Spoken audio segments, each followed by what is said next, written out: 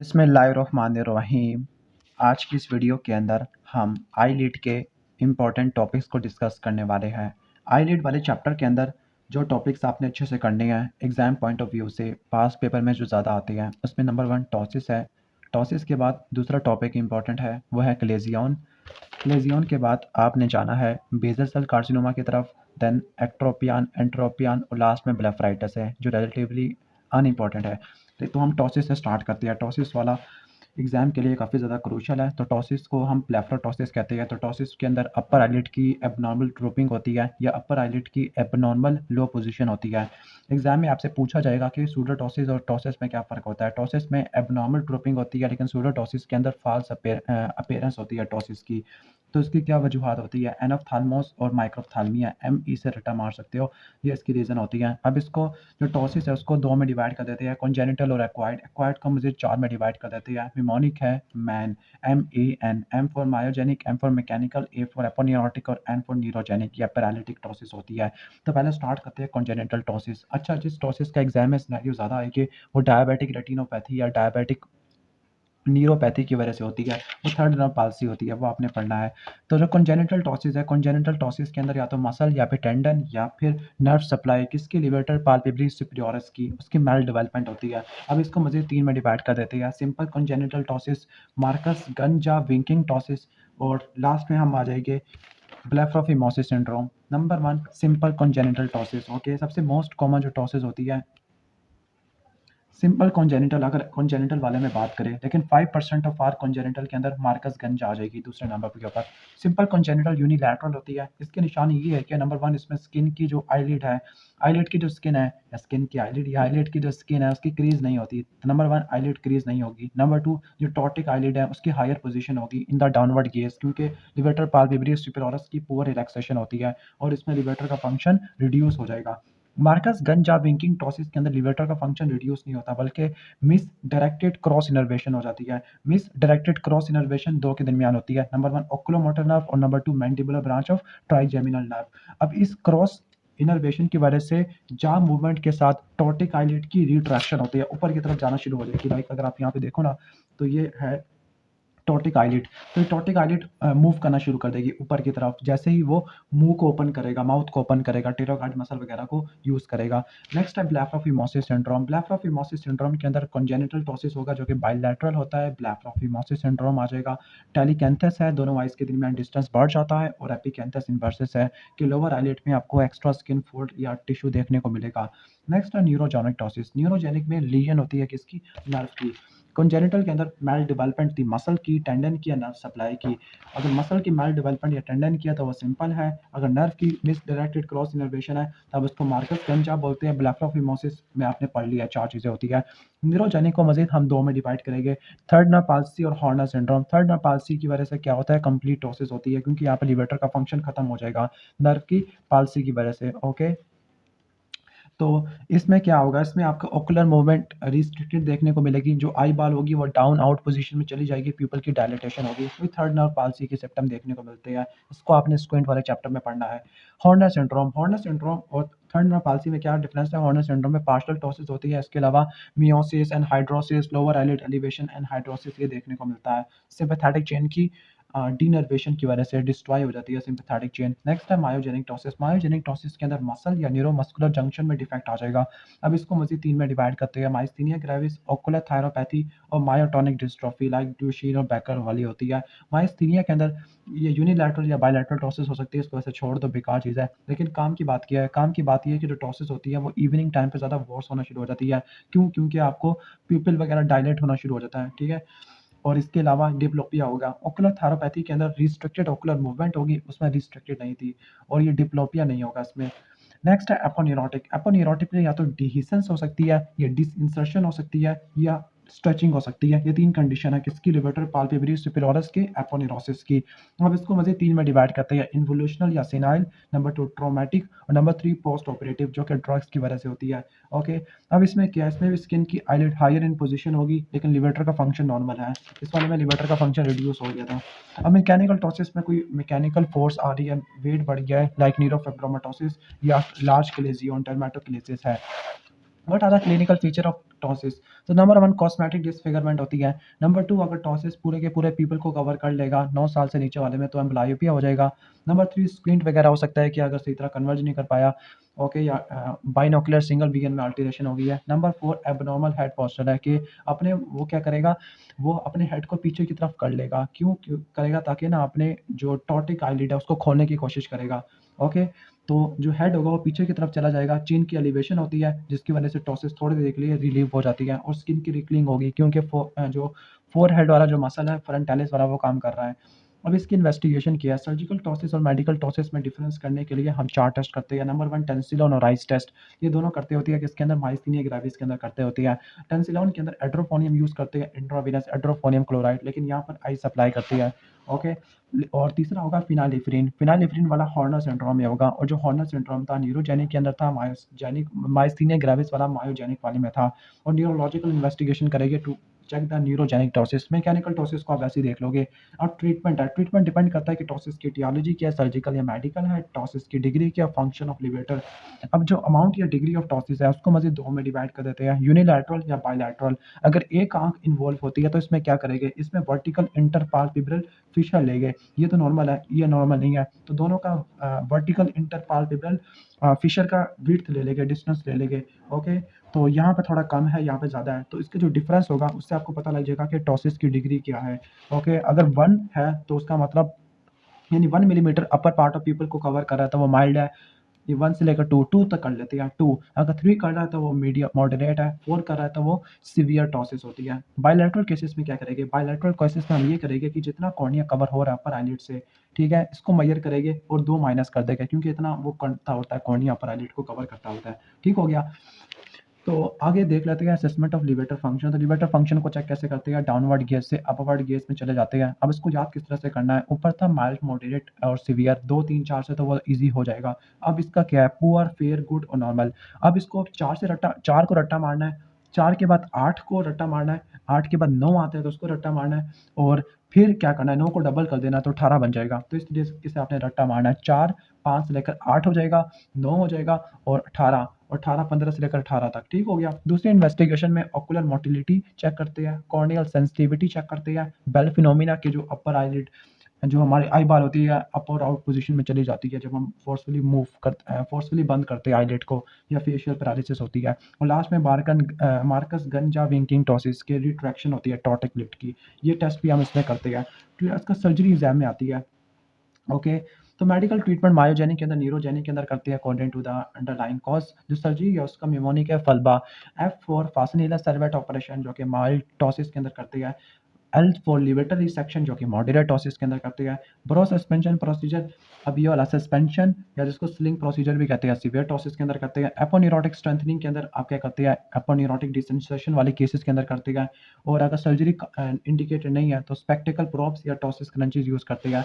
अब जो फासनिला Servat operation है माल टॉसिस के लिए है, लेकिन गुड लिवेटर फंक्शन है। ओके, और ये वाला मॉडरेट के साथ, लेकिन इसमें फेयर फंक्शन है। अब आप नीचे की तरफ आ रहे हो, गुड से नीचे की तरफ। ठीक हो गया? नॉर्मल को आपने भूल जाना है।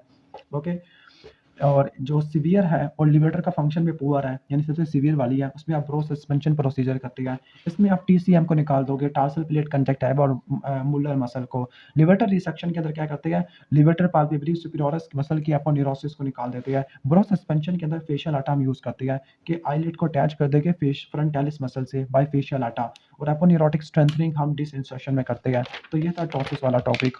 अब नेक्स्ट जो टॉपिक हमने करना है वो है क्लेजियन और स्टाई वगैरह पढ़ लेते हैं। क्लेजियन क्या होता है? Claisen is a chronic sterile लाइपोग्रेनुलोमेटस inflammation. Chronic inflammation होती है म्यूबोमियन ग्लैंड की। जबकि स्टाई क्या होती है? स्टाई एक्यूट सुपरेटिव इन्फ्लेमेशन है लैश फॉलिकल ग्लैंड ऑफ जीस और ग्लैंड ऑफ मोल का। आपको ये पता होना चाहिए ग्लैंड कौन कौन से है, कि म्यूबोमियन ग्लैंड किस नेचर का है, ग्लैंड ऑफ जीस किस नेचर का है, ग्लैंड ऑफ मोल किस नेचर का है। मोल है स्वेट ग्लैंड, ग्लैंड ऑफ जीस सिबेशियस ग्लैंड है, म्यूबोमियन ग्लैंड भी सिबेशियस के अंदर आ जाता होता है। ओके, तो क्लेजियन के प्रेसिपिटेटिंग फैक्टर क्या है? इसका निमोनिक है बीडीएस, ब्लेफराइटिस, डायबिटीज और सिबोरिया। अब इसकी पैथोजेनेसिस को देख लो कि जैसे ही ऑब्स्ट्रक्शन होती है ग्लैंड के ओरिफिस की तो लिपिड सिक्रेशन की रिटेंशन होती है, उसकी वजह से क्रॉनिक इन्फ्लेमेशन हो जाएगी। क्रॉनिक इन्फ्लेमेशन की वजह से एपिथेलियोइड सेल और जाइंट सेल आना शुरू हो जाएंगे। ओके, और फिर इसकी वजह से आपको नोड्यूलर स्वेलिंग देखने को मिलेगी। अब ये अपर आईलिड में ज़्यादा कॉमन है क्योंकि वहाँ पे ज़्यादा मोबोमियन ग्लैंड होती है, पेन लेस होती है, this is one of the most important point, painless होती है, जबकि स्टाई वाला जो आगे हॉर्डोलियम इंटरनम एक्सटर्नम पढ़ना है वो पेनफुल होगी, ये पेन लेस है क्योंकि क्रॉनिक इन्फ्लेमेशन आ जाती है। अगर पाल्पेशन करोगे तो आपको नोड्यूल मिलेगा, आईलिड की वर्जन करोगे तो आपको कंजक्टिवा रेड या पर्पल देखने को मिलेगा, फ्लैशी मैस देखने को मिलेगा। अब इसकी दो कॉम्प्लिकेशन होती है, नंबर वन अगर लार्जर वेट है तो मैकेनिकल टॉसिस, और अगर ये ब्लरिंग ऑफ विजन करवा दे, यानी अगर वो 12 of clock position of cornea को कवर करेगा, मैकेनिकल प्रेशर अप्लाई करेगा, तो वह एस्टिग्मेटिज्म हो सकता है। और आपसे डिफरेंशियल डायग्नोसिस पूछा जा सकता है, चूंकि ये सिबेशियस ग्लैंड की पैथोलॉजी है तो आपने एडिनोमा, कार्सिनोमा, क्रॉनिक इन्फ्लेमेशन है तो आपने टीबी, फंगाई को निकाल देना है। इसका निमोनिक है DF2S3। Okay, D for dermal tuberculosis, F for fungal infection, F for foreign body granuloma, S for sebaceous gland adenoma, S for sebaceous gland carcinoma और S फॉर सार्कोइड ग्रैनुलोमा। इसको आपने तैयार करना है। अब आपसे कभी कभार क्लेजियन का फेट या कोर्स भी पूछा जा सकता है, तो या तो इसकी स्पॉन्टेनियस रेजोल्यूशन हो सकती है या इसकी लिक्विफेक्शन हो सकती है। लिक्विफेक्शन होगी तो ये फाइब्रस सैक बन जाएगा जिसमें ग्लेरी फ्लूइड होगा। The fibrous sac containing glary fluid या fluid containing sac is called meibomian cyst और Glazion cyst। फाइब्रोसिस होगा तो हार्ड होगा, कैल्सिफिकेशन से वेरी हार्ड हो जाएगा, इन्फेक्शन होगा तो ये सुपरहिट हो जाएगा, दिस इज कॉल्ड हॉर्डोलियम इंटरनम, और अगर फट जाएगा तो ये फ्लैशी मैस बना लेगा। अब इसके ट्रीटमेंट को दो में डिवाइड करते हैं, कंजर्वेटिव और मेडिकल। कंजर्वेटिव में नंबर वन एक्सप्रेशन कंप्रेशन करेंगे जिसके अंदर फ्रेश लियन के कंटेंट एक्सप्रेस होना शुरू हो जाएंगे। नंबर टू वार्म कंप्रेशन करेंगे, एक दिन में बहुत मरतबा। टॉपिकल स्टीरॉइड और topical anti inflammatory drugs apply करेंगे। Okay, topical steroid antibiotic combination है। मेडिकल के अंदर कब करेंगे? कंजर्वेटिव जब करते हैं जब स्मॉल है और सॉफ्ट है और रिसेंट क्लेजियन है, लेकिन मेडिकल वाला बड़ा है क्लेजियन और परसिस्टेंट है तो कॉर्टिकोस्टेरॉइड के इंजेक्शन देंगे, लाइक ट्राइएम्सिनोलोन एस्टिनाइड है, इंट्रालीजनल स्टेरॉइड देंगे, मल्टीपल क्लेजियन के अंदर बहुत ज़्यादा देते हैं 0.1 से लेकर 0.2, और सिस्टमिक एंटीबायोटिक देंगे, खासतौर पर अगर पेशेंट को एक्नी, रोज़ेकिया या ब्लेफराइटिस है। Surgery is one of the most common method of treatment है, तो यहाँ पर इंसिजन करेंगे और क्यूरेटिच करेंगे और अट्टा मार लेना कि यहाँ पे वर्टिकल इंसिजन देते हैं, और फाइनली सर्जरी के बाद टॉपिकल एंटीबायोटिक स्टेरॉइड वगैरह दे देते हैं। मार्जिनल क्लेजियन क्या होता है? मार्जिनल क्लेजियन क्या होता है? क्लेजियन डक्ट ऑफ मोबियम ग्लैंड के अंदर डेवलप होना शुरू हो जाएगा जिसमें रेडिश नोड्यूल होगा या आइसोलेटेड इन्फ्लेमेशन हो सकती है। बस छोड़ दो इस टॉपिक को। हॉर्डोलियम क्या है? अच्छा, हॉर्डोलियम स्टाई वगैरह ये आपसे पूछा जाएगा। हॉर्डोलियम एक इन्फेक्शियस नोड्यूल होता है, स्टेफिलोकोकस ऑरियस की वजह से होता है, लोकलाइज्ड पुरुलेंट एब्सेस से एसोसिएटेड होता है। अब इसको दो में डिवाइड करते हैं, हॉर्डोलियम एक्सटर्नम और इंटरनम। इंटरनम को सिर्फ इंटरनम ही कहते हैं, एक्सटर्नम को स्टाई कहते हैं। इंटीरियर पार्ट को इन्वॉल्व करेगा, ग्लैंड ऑफ ज़ीस को, ग्लैंड ऑफ मोल को, लैश फॉलिकल को इन्वॉल्व करेगा। दोनों स्टेफिलोकोकस ऑरियस की वजह से है, लेकिन ये एक्यूट सुपरेटिव इन्फ्लेमेशन लैश फॉलिकल की है, या एक्यूट सुपरेटिव इन्फ्लेमेशन म्यूबोमियन ग्लैंड की है। ये स्टेफ ऑरियस की वजह से होगा, ये भी स्टेफ ऑरियस की वजह से होगा। दोनों के अंदर एक्यूट इन्फ्लेमेशन के साइन सिम्टम देखने को मिलेंगे, लाइक पेन होगा, टेंडरनेस होती है, बहुत ज़्यादा सीवियर होती है, आईलिड का मार्जिन रेड होगा, एडिमाटस होगा, जो पस होती है वो आईलिड मार्जिन की तरफ पॉइंट करती है with the lash in centre. अच्छा, ये रट्टा मार लेना कि जो इस केस में हॉर्डोलियम एक्सटर्नम में टुवर्ड्स द आईलिड मार्जिन और जहाँ पे away from the lid margin pus वगैरह होती है।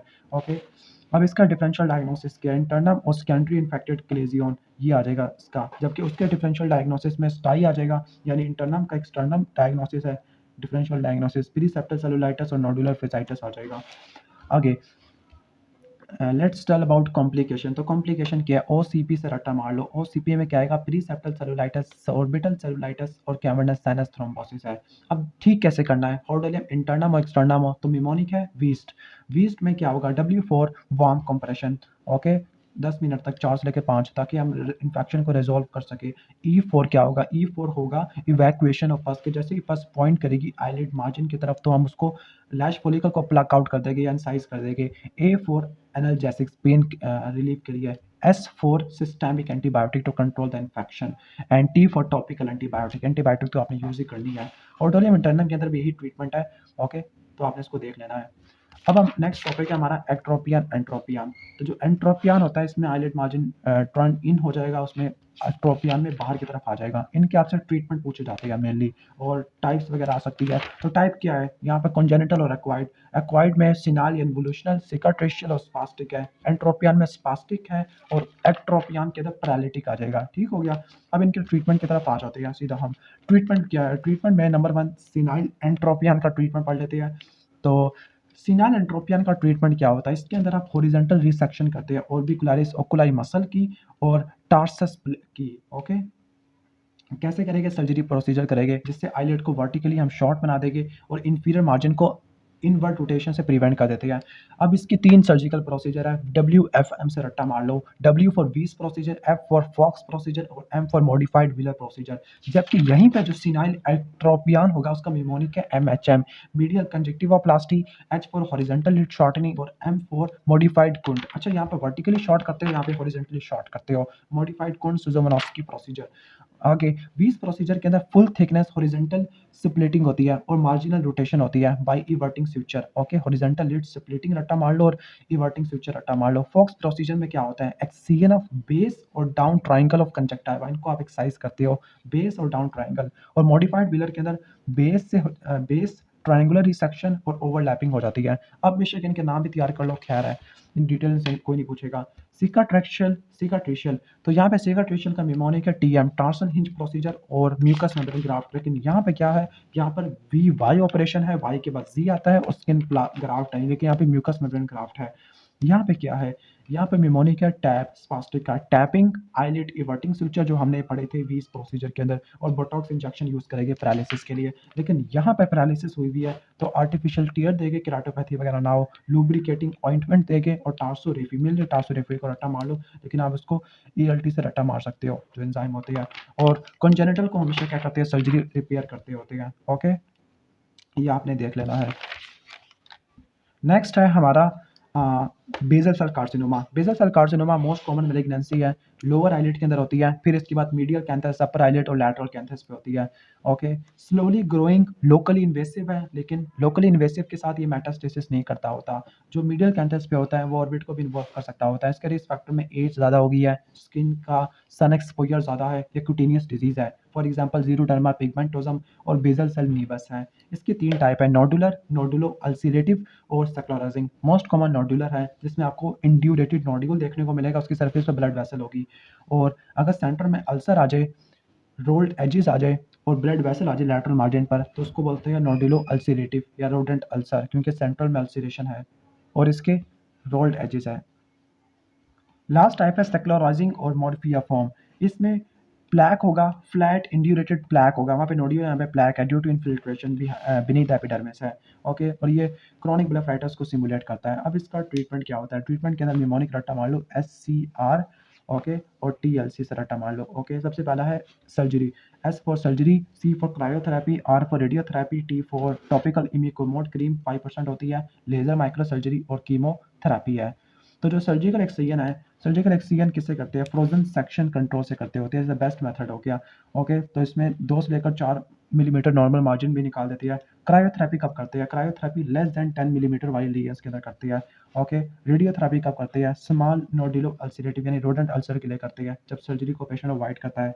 अब जो लेजर माइक्रो सर्जरी होती है, ये सर्कमस्क्राइब वाले को निकाल देती है। कार्बन डाइऑक्साइड आप यूज़ करते हो। कीमोथेरेपी आप रिकरेंट केसेस के अंदर करते हो। टॉपिकल इमिक्यूमोड ये सुपरफिशियल बेसल सेल कार्सिनोमा के लिए अप्लाई करते हैं। ये इम्यून रिस्पॉन्स मॉडिफायर होती है। किस तरह से काम करती है? माइक्रोफेज को बाइंड करती है, एक्टिवेट कर देती है, उनके सेल रिसेप्टर पर जाके बाइंड करके एक्टिवेट कर देती है, और जो माइक्रोफेज है वो साइटोटॉक्सिक इफेक्ट शो करना शुरू कर देती है। स्क्वेमस सेल कार्सिनोमा के अंदर भी सेम है, बस यहाँ पे पहली टाइप है बोवेन डिजीज, नोडुलर और अल्सरेटिव है, ये थोड़ा सा कम होता है। सेकंड मोस्ट कॉमन आई मैलिग्नेंसी है, बाकी सेम रिस्क फैक्टर है और ऑलमोस्ट सेम ही ट्रीटमेंट है, बस यहाँ पर एक्सेंट्रेशन आपने रट्टा मार देना। ओके, तो यहाँ पे आके ये टॉपिक हमारा खत्म हो गया है। ब्लेफाइटिस से सवाल इतना ज़्यादा आता नहीं है, तो मैं इसको इतना ज़्यादा करवा नहीं रहा। अच्छा, ट्रिकियासिस को देख लो। ट्रिकियासिस की जो ट्रीटमेंट है, नंबर 1 एपिलेशन कर देते हैं, आई लैश फॉलिकल को मैकेनिकली रिमूव कर देते हैं, करंट पास करके या ठंडा करके या आर्गोन लेज़र पास करके हम कर सकते हैं।